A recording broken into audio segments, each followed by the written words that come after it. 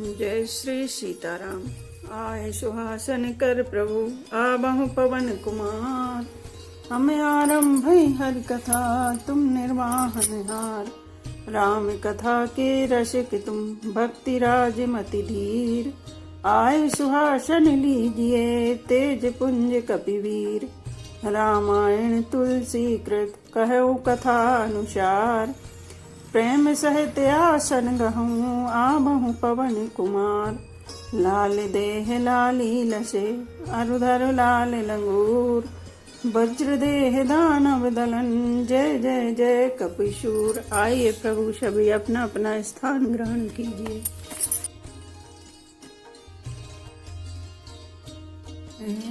कुंजर मन कंठा कलित रामा और तुलसी का माल सिया रामा। श्री राम जय राम। ओम वृषभ कंद के हरि रामा। ठमनि बाल निधि बाहु विशाली सिया रामा। श्री राम जय जय राम। श्री राम जय जय राम। हृदयों पर गज मुक्ता के सुंदर कंठे और तुलसी की मालाएं सुशोभित हैं। उनके कंधे बैलों के कंधे की तरह ऊंचे तथा पुष्ट हैं। एड़े खड़े होने की शान सिंह की सी है और भुजाएं विशाल एवं बल की भंडार हैं। कटि तुनेर पीत पट बांधे कर सर धनुष बाम भर कांधे। पीत यज्ञ उपवीत सुहाए नख सिके मंजू महा छवि छाए। कमर में तरकस और पीताम्बर बांधे हैं। दाहिने हाथ में बाण और बाएं कंधों पर धनुष तथा पीले यज्ञोपवीत जनेऊ सुशोभित है। नख से लेकर शिखा तक सब अंग सुंदर हैं। उन पर महान शोभा छाई हुई है। देखी लोग सब भये सुखारे एकटक लोचन चलत न तारे। हर से जनक देख दो भाई मुनि पद कमल गहे तब जाई। उन्हें देखकर सब लोग सुखी हुए। नेत्र एकटक निमेष शून्य है और तारे पुतलियां भी नहीं चलते। जनक जी दोनों भाइयों को देखकर हर्षित हुए। तब उन्होंने जाकर मुनि के चरण कमल पकड़ लिए। कर विनीति निज कथा सुनाई रंग बन सब मुन ही दिखाई। जहाँ जहाँ जाए कुंवर वर दो तहाँ तहाँ चकित चितव सबको। विनती करके अपनी कथा सुनाई और मुनि को सारी रंग भूमि यज्ञशाला दिखलाई। मुनि के साथ दोनों श्रेष्ठ राजकुमार जहाँ जहाँ जाते हैं वहाँ वहाँ सब कोई आश्चर्यचकित हो देखने लगते हैं। निज निज रूख राम ही सब देखा को न जान कछु मरम विशेषा। भली रचना मुनि नरसन कहु राजा मुदित महा सुख लयु। सबने राम जी को अपनी ओर ही मुख किए हुए देखा, परंतु इसका कुछ भी विशेष रहस्य कोई नहीं जान सका। मुनि ने राजा से कहा, रंग भूमि की रचना बड़ी सुंदर है। विश्वामित्र जैसे व्रत और ज्ञानी मुनि से रचना की प्रशंसा सुनकर राजा प्रसन्न हुए और उन्हें बड़ा सुख मिला। सब मंचन ते मंचुक रामा सुंदर विशद विशाल सिया रामा। मुनि समेत दो बंधु तह रामा बैठा रे महिपाल सिया रामा। श्री राम जय जय राम। श्री राम जय जय राम। सब मंचों से एक मंच अधिक सुंदर उज्जवल और विशाल था। स्वयं राजा जी ने मुनि सहित दोनों भाइयों को उस पर बैठाया। प्रभु देख सबने नृप ही हारे जनुरा के सोदय भय तारे। अस प्रतीत सबके मन माही राम चाप तो रब शक नाही। प्रभु को देखकर सब राजा हृदय में ऐसे हार गए, निराश एवं उत्साहहीन हो गए जैसे पूर्ण चंद्रमा के उदय होने पर तारे प्रकाशहीन हो जाते हैं। उनके तेज को देखकर सबके मन में ऐसा विश्वास हो गया कि रामचंद्र जी ही धनुष को तोड़ेंगे, इसमें संदेह नहीं। बिनु भजे हूँ भव धनुष विशाला में लही सिए राम और माला। अस विचार गबनु घर भाई जस प्रताप बलु तेज गवाई। इधर उनके रूप को देखकर सबके मन में यह निश्चय हो गया कि शिव जी के विशाल धनुष को जो संभव है न टूट सके। बिना तोड़े भी सीता जी श्री रामचंद्र जी के ही गले में जयमाला डालेंगी, अर्थात दोनों तरह से ही हमारी हार होगी और विजय श्री रामचंद्र जी के हाथ रहेगी। यूं सोचकर वे कहने लगे, हे भाई, ऐसा विचार कर यश प्रताप बल और तेज गंवाकर अपने अपने घर चलो। बहसे अपर भूप सुनि मानी जे अविवेक अंधे अभिमानी। तोरे धनुष ब्याहु बहुगा बिनु तोरे को कुंवर ब्याह। दूसरे राजा जो अविवेक से अंधे हो रहे थे और अभिमानी थे, यह बात सुनकर बहुत हंसे। उन्होंने कहा, धनुष तोड़ने पर भी विवाह होना कठिन है, अर्थात सहज ही में हम जानकी जी को हाथ से जाने नहीं देंगे। फिर बिना तोड़े तो राजकुमारी को ब्याह ही कौन सकता है। एक बार का लौकिन हो सियत समर्ज तब हम सो, यह सुने अवर महेप मुस्काने धर्मशील हरि भगत शयाने। काल ही क्यों न हो, एक बार तो सीता के लिए उसे भी हम युद्ध में जीत लेंगे। यह घमंड की बात सुनकर दूसरे राजा जो धर्मात्मा हरिभक्त और सयाने थे मुस्कुराए। सिय ब्याह विराम सिया रामा, गर्भ दूर करिन प्रण के रामा। जीत को सक संग्राम सिया रामा, दशरथ के रण बाकुर रामा। श्री राम जय राम जय जय राम, श्री राम जय राम जय जय राम। उन्होंने कहा, राजाओं के गर्भ दूर करके जो धनुष किसी से नहीं टूट सकेगा उसे तोड़कर श्री रामचंद्र जी सीता जी को ब्याहेंगे। रही युद्ध की बात, सो महाराज दशरथ के रण में बाकी पुत्रों को युद्ध में तो जीत ही कौन सकता है। व्यर्थ मरहूं जन गाल बजाई, मन मोद कन की भूख बुताई। सिख हमारी सुनि परम पुनीता, जगदम्बा जानहु जी सीता। गाल बजाकर व्यर्थ ही मत करो, मन के लड्डुओं से भी कहीं भूख बुझती है। हमारी परम पवित्र निष्कपट सीख को सुनकर सीता जी को अपने जी में साक्षात जग जननी समझो। उन्हें पत्नी रूप में पाने की आशा एवं लालसा छोड़ दो।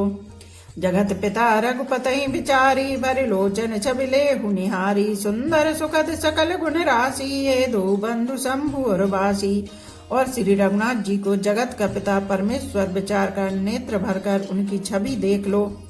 ऐसा अवसर बार बार नहीं मिलेगा। सुंदर सुख देने वाले और समस्त गुणों की राशि ये दोनों भाई शिव जी के हृदय में बसने वाले हैं। स्वयं शिव जी भी जिन्हें सदा हृदय में छुपाए रखते हैं, वे तुम्हारे नेत्रों के सामने आ गए हैं। सदा समुद्र समीप बिहाई, मृग जलु निरख मरहु कत धाई। करहु जाई जा कछु जोई भावा, हम तो आज जन्म फल पावा। समीप आए हुए भगवत दर्शन रूप अमृत के समुद्र को छोड़कर तुम जग जननी जानकी को पत्नी रूप में पाने की दुराशा रूप मिथ्या मृग जल को देखकर दौड़कर क्यों मरते हो। फिर भाई, जिसको जो अच्छा लगे वही जाकर करो। हमने तो श्री रामचंद्र जी के दर्शन करके आज जन्म लेने का फल पा लिया, जीवन और जन्म को सफल कर लिया। अस कहे भले भूपे अनुरागे, रूपे अनूपे विलोकन लागे। देखहि स्वर नव चढ़े विमाना, बरसहि सुमन करहि कल गाना। ऐसा कहकर अच्छे राजा प्रेम मग्न होकर श्री राम जी का रूप देखने लगे, अनुपम रूप देखने लगे। मनुष्यों की तो बात ही क्या, देवता लोग भी आकाश से विमानों पर चढ़े हुए दर्शन कर रहे हैं और सुंदर गान करते हुए फूल बरसा रहे हैं। जाने सुअवसर से तब रामा, पठी जनक बुलाई सिया रामा। चतुर सखी सुंदर सखल रामा, सादर चली लबाई सिया रामा। श्री राम जय राम जय जय राम, श्री राम जय राम जय जय राम। तब सुअवसर जानकर जानकी जी ने सीता जी को बुला भेजा। तब सुअवसर जानकर जनक जी ने सीता जी को बुला भेजा। सब चतुर और सुंदर सखियां आदर पूर्वक उन्हें लेवा चली। सिय शोभा नहीं जाय बखानी, जगदम्बिका रूप गुण खानी। उपमा सकल मोहि लघु लागी, प्राकृति नारी अंगे अनुरागी। रूप और गुणों की खान जग जननी जानकी जी की शोभा का वर्णन नहीं हो सकता। उनके लिए मुझे काव्य की सब उपमाएं तुच्छ लगती हैं, क्योंकि वे लौकिक स्त्रियों के अंगों से अनुराग रखने वाली हैं, अर्थात वे जगत की स्त्रियों के अंगों को दी जाती हैं। काव्य की उपमाएं सब त्रिगुणात्मक मायिक जगत से ली गई हैं। उन्हें भगवान की स्वरूपा शक्ति श्री जानकी जी के अप्रकृत चिन्मय अंगों के लिए प्रयुक्त करना, उनका अपमान करना और अपने को उपहास पद बनाना है। सिय वर्णम ते उपमा दे, कुकबि कहाय अजस को ले। जो पट तरयति समसिया, जग हसी जुबति कहाँ कमनिया। सीता जी के वर्णन में उन्हीं उपमाओं को देखकर कौन कुकबि कहलाए और अपयश का भागी बने, अर्थात सीता जी के लिए उन उपमाओं का प्रयोग करना सुकवि के पद से च्युत होना और अपकीर्ति मोल लेना है। कोई भी सुकवि ऐसी नादानी एवं अनुचित कार्य नहीं करेगा। यदि किसी स्त्री के साथ सीता जी की तुलना की जाए तो जगत में ऐसी सुंदर युवती है ही कहाँ जिसकी उपमा उन्हें दी जाए। गिरा मुखर तन अरध भवानी, रति अति दुखति अतुन पति जानी। बिस्वार उन्हीं बंधु प्रिय जेहि, कहो रमा सम किमि वेदेहि। पृथ्वी की स्त्रियों की तो बात ही क्या, देवताओं की स्त्रियों को भी यदि देखा जाए तो हमारी अपेक्षा कहीं अधिक दिव्य और सुंदर हैं। तो उनमें सरस्वती तो बहुत बोलने वाली हैं, पार्वती अर्धांगिनी है, अर्थात अर्ध नारी नटेश्वर के रूप में उनका आधा ही अंग स्त्री का है, शेष आधा अंग पुरुष शिव जी का है। कामदेव की स्त्री रति पति को बिना शरीर का अनंग जानकर बहुत दुखी रहती है, और जिनके विष और मद जैसे समुद्र से उत्पन्न होने के नाते प्रिय भाई हैं, उन लक्ष्मी जी के समान तो जानकी जी को कहा ही कैसे जाए। जो छवि सुधा पयो निधि होई, परम रूप मय कच्छुप सोई, शोभा रजु मंदरु श्रृंगारो मथई पानी पंकज निज मारू। जिन लक्ष्मी जी की बात ऊपर कही गई है वे निकली थी खारे समुद्र से, जिसको मथने के लिए भगवान ने अति कर्कश पीठ वाले कच्छप का रूप धारण किया। रस्सी बनाई गई, महान बिस्तर बासुकी विनाग की मथाने का कार्य किया। अतिशय कठोर मंदराचल पर्वत ने और उसे मथा। सारे देवताओं और दैत्यों ने मिलकर जिन लक्ष्मी जी को अतिशय शोभा की खान और अनुपम सुंदरी कहते हैं, उनको प्रकट करने में हेतु बने ये सब असुंदर एवं स्वाभाविक ही कठोर उपकरण, ऐसे उपकरणों से प्रकट हुई लक्ष्मी श्री जानकी जी की समता को कैसे पा सकती हैं। हाँ, इसके विपरीत यदि छवि रूपी अमृत का समुद्र हो, परम रूपमय कच्छप हो, शोभा रूप रस्सी हो, श्रृंगार रस पर्वत हो, और उस छवि के समुद्र को स्वयं कामदेव अपने ही कर कमल से मथें। यही विधि उपजे लक्ष्य जब रामा, सुंदरता सुख मूल सिया रामा, तदपि सकोच समेत कभी रामा, कहे सिए समतुल सिया रामा। श्री राम जय राम जय जय राम, श्री राम जय राम जय जय राम। इस प्रकार का संयोग होने से जब सुंदरता और सुख की मूल लक्ष्मी उत्पन्न हो तो भी कभी लोगों से बहुत संकोच के साथ सीता जी के समान कहेंगे। जिस सुंदरता के समुद्र को कामदेव मथेगा वह सुंदरता भी प्राकृतिक लौकिक सुंदरता ही होगी, क्योंकि कामदेव स्वयं भी त्रिगुणमयी प्रकृति का ही विकार है। अतः उस सुंदरता को मतकर प्रकट की हुई लक्ष्मी भी उपर्युक्त लक्ष्मी जी की अपेक्षा कहीं अधिक सुंदर और दिव्य होने पर भी प्राकृत ही है। अतः उसके साथ भी जानकी जी की तुलना करना कवि के लिए बड़े संकोच की बात होगी। जिस सुंदरता से जानकी जी का दिव्याति दिव्य परम दिव्य विग्रह बना है, वह सुंदरता उपर्युक्त सुंदरता से भिन्न अप्रकृत है। वस्तुतः लक्ष्मी जी का अप्राकृत रूप भी यही है। वह कामदेव के मथने में नहीं आ सकती और वह जानकी जी का स्वरूप ही है, अतः उनसे भिन्न नहीं, और उपमा दी जाती है भिन्न वस्तु के साथ। इसके अतिरिक्त जानकी जी प्रकट हुई हैं, स्वयं अपनी महिमा से उन्हें प्रकट करने के लिए किसी भिन्न उपकरण की अपेक्षा नहीं है, अर्थात शक्ति शक्तिमान से अभिन्न अद्वैत तत्व है, अत्यव अनुपमेय है। यही गूढ़ दार्शनिक तत्व भक्ति शिरोमणि कवि ने इस अभूतोत्पादलंकार द्वारा बड़ी सुंदरता से व्यक्त किया है। चली संगले सखी सयानी, गावत गीत मनोहर वाणी, सोहे नवल तनु सुंदर सारी, जगत जननी अतुलित छवि भारी। सयानी सखियां सीता जी को साथ लेकर मनोहर वाणी से गीत गाती हुई चली। सीता जी के नवल शरीर पर सुंदर साड़ी सुशोभित है। जगत जननी की महान छवि अतुलनीय है। भूषण सकल सुदेश सुहाए, अंगे अंगे रचि सखन बनाए, रंग भूमि जब सिय पगधारी, देख रूप मोहे नर नारी। सब आभूषण अपनी अपनी जगह पर शोभित हैं, जिन्हें सखियों ने अंग अंग में भली भांति सजाकर पहनाया है। जब सीता जी ने रंगभूमि में पैर रखा तब उनका दिव्य रूप देखकर स्त्री पुरुष सभी मोहित हो गए। हरसि सुरन द्वंद भी बजाई, बरस प्रसून अप्सरा गाई, पानी सरोज सोह जयमाला, औचट चितय सकल भुआला। देवताओं ने हर्षित होकर नगाड़े बजाए और पुष्प बरसाकर अप्सराएं गाने लगी। सीता जी के कर कमलों में जयमाला सुशोभित है। सब राजा चकित होकर अचानक उनकी ओर देखने लगे।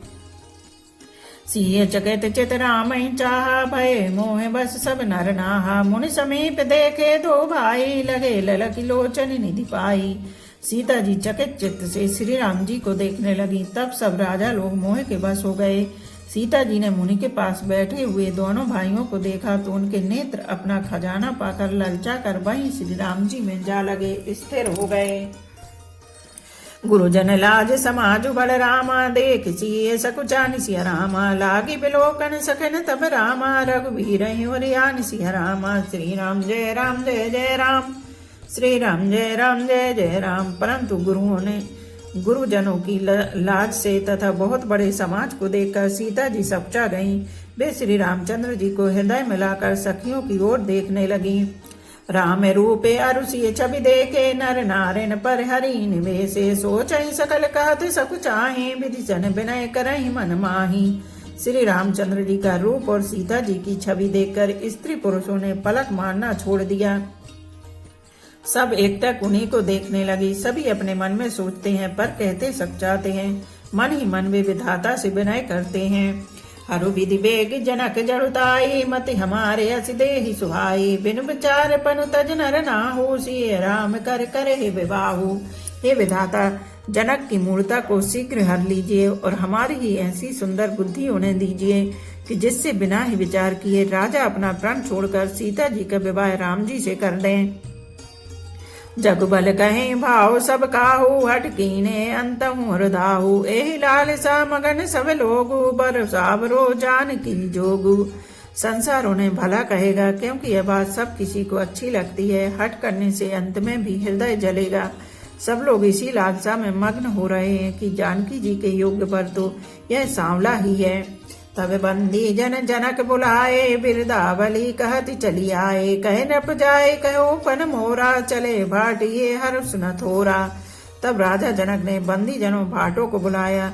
वे बिरदावली वंश की कीर्ति गाते हुए चले आए। राजा ने कहा जाकर मेरा प्रण सबसे कहो भाट चले। उनके हृदय में कम आनंद न था। बोले बंदी बचन बर रामा सुनहु सकल महिपाल सिया रामा पन विदेह कर कहे हम रामा भुजा उठाई विशाल सिया रामा। श्री राम जय राम जय जय राम।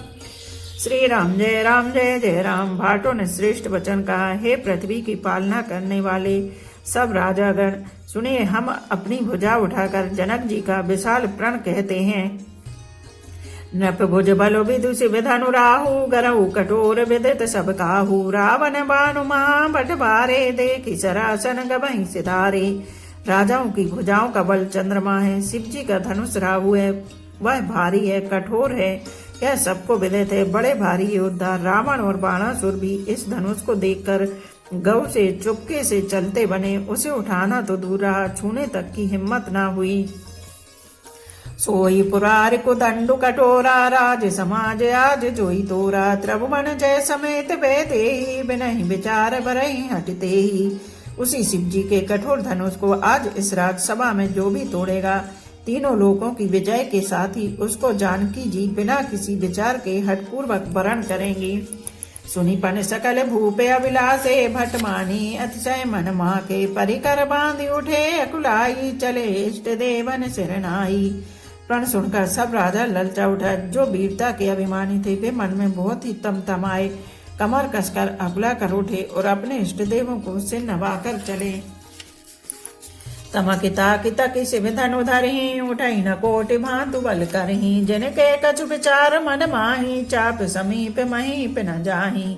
वे तमक कर बड़े ताव से शिव जी के धनुष की ओर देखते हैं और फिर निगाह जमाकर उसे पकड़ते हैं। करोड़ों भांति से जोर लगाते हैं पर वह उठता ही नहीं। जिन राजाओं के मन में कुछ विवेक है वे धनुष के पास ही नहीं जाते। तमकी धरई धन मूड न प्रामा उठई न चलहि लजाई सिया रामा मनहु पाए भट बाहु बलु रामा अदुक अदुक रुके गौरा सिया रामा। श्री राम जय राम जय जय राम। श्री राम जय राम जय जय राम। वे मूर्ख राजा तमक कर किटकिटाकर धनुष को पकड़ते हैं परंतु जब नहीं उठता तो लजाकर चले जाते हैं। मानो वीरों की भुजाओं का बल पाकर वह धनुष अधिक अधिक भारी होता जाता है। भूप सहस दसिए कहीं बारा लगे उठावन टरई न टारा डगई न शंभु सरासनु कैसे कामी बचन सती मनु जैसे। तब 10,000 राजा एक ही बार धनुष को उठाने लगे तो भी वह उनके टाले नहीं टलता। शिव जी का वह धनुष कैसे नहीं दिखता था, जैसे कामी पुरुष के वचनों से सती का मन कभी चलायमान नहीं होता। सब नप भय जोग उपहासी जैसे बिनु विराग सन्यासी कीरति विजय वीरता भारी चले चाप कर बर बसहारी। सब राजा उपहास के योग्य हो गए जैसे वैराग्य के बिना सन्यासी उपहास के योग्य हो जाता है। कीर्ति विजय बड़ी वीरता इन सबको वे धनुष के हाथों बरबस हार कर चले गए। श्रीहत भय हारी ही राजा बैठे निज निज जाई समाजा। नपन बलोक जनक वकुलाने बोले वचन रोष जनुसाने। राजा लोग हृदय से हार कर श्रीहीन हतप्रभ हो गए और अपने अपने समाज में जा बैठे। राजाओं को असफल देखकर जनक अकुला उठे और ऐसे वचन बोले जो मानो क्रोध में सने हुए थे। दीप दीप के भूपति नाना आए सुनि हम जो पन उठाना। देव धनुज धरि मनुज शरीरा विपुल वीर आए रणधीरा। मैंने जो प्रण ठाना था उसे सुनकर दीप दीप के अनेकों राजा आए। देवता और दैत्य भी मनुष्य का शरीर धारण करके आए तथा और भी बहुत से रणधीर वीर आए। कुंवर मनोहर विजय बड़ी रामा कीरति अति कमनी सिया रामा। पाओ निहार बिरंज जनु रामा रचे उन धनु दमनी सिया रामा। श्री राम जय जय राम। श्री राम जय जय राम। परंतु धनुष को तोड़कर मनोहर कन्या बड़ी विजय और अत्यंत सुंदर कीर्ति को पाने वाला मानो ब्रह्मा ने किसी को रचा ही नहीं। कहो काहे यह लाभ न भावा काहू न शंकर चाप चढ़ावा। रहो चढ़ाओ तो रहो भाई तिल भर भूमि न सके चढ़ाई। कहिए यह लाभ किसको अच्छा नहीं लगता परंतु किसी ने भी शंकर जी का धनुष नहीं चढ़ाया। अरे भाई चढ़ाना और तोड़ना तो दूर रहा कोई तिल भर भूमि भी छुड़ा न सका। अब जन को माँ के भटमानी वीर विहीन मही में जानी। तजऊ आस निज निज ग्रह जाओ लिखान विधि वेदे ही विबाहु। अब कोई वीरता का अभिमानी नाराज ना हो। मैंने जान लिया पृथ्वी वीरों से खाली हो गई। अब आशा छोड़कर अपने अपने घर जाओ। ब्रह्मा ने सीता का विवाह लिखा ही नहीं। सुक्रतु जाई जो पन परिहर हो कुंवर कुंवारी रहो का कर हूँ। जो जन त्यो बिनु भट भूपि भाई तो पनु करे हो तो न हसाई। यदि प्रण छोड़ता हूँ तो पुण्य जाता है इसलिए क्या करूँ कन्या कुंवारी ही रहे। यदि मैं जानता कि पृथ्वी वीरों से शून्य है तो प्रण करके उपहास का पात्र न बनता। जनक वचन सुनी सब नर नारी देखी जन कहीं भय दुखारी। माँ के लखन कुटिल भई भोहे रथ पट फरकत नयन ऋषो हैं। जनक के वचन सुनकर सभी स्त्री पुरुष जानकी जी की ओर देखकर दुखी हुए परंतु लक्ष्मण जी तमा उठे। उनकी भौहें टेढ़ी हो गईं और फड़कने लगे और नेत्र क्रोध से लाल हो गए। बोलो श्यापति रामचंद्र की जय। एक घड़ी आधी में पुनियाद तुलसी चर्चा राम की कटे कोट अपराध। रामायण मम हृदय में सदा करो तुम वास। रामायण बैकुंठ हुए विदा होए हनुमान। सियापति रामचंद्र की जय। उमापति महादेव की जय। बोलो भाई सब संतों की जय। धर्म की जय हो अधर्म का नाश हो। प्राणियों में सद्भावना हो विश्व का कल्याण हो। गौ माता की जय हो। बोलो देवों के देव महादेव हर हर महादेव हर हर महादेव हर हर महादेव।